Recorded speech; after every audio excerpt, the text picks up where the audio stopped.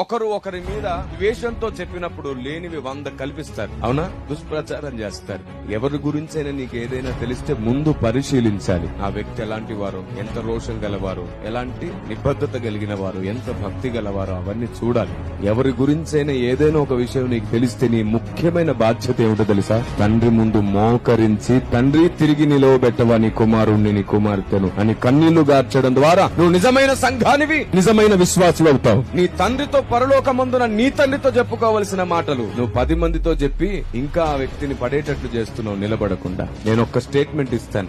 ఆరిపోయే దీపాలను వెలిగించేదే సంఘం అవుతుంది. పడిపోయే వారిని లేబెట్టడమే సంఘం అవుతుంది. చెవులు కొరకడం అంతకంటే దురద లక్షణం ఇంకోటి ఉండదు. ఏం భక్తి సాధన? పేరుకు వయసు పెరుగుతుంది, అనుభవం పెరుగుతుంది, కానీ ఆ భక్తికి సంబంధించిన బుద్ధి పెరగట్లేదు చాలా మందికి. ఒక్క చిన్న వార్త జరిగితే జల మోసేస్తాం. తప్పు చేస్తుంది సంఘం. మారు మనసు పొందాలి ఈ విషయంలో.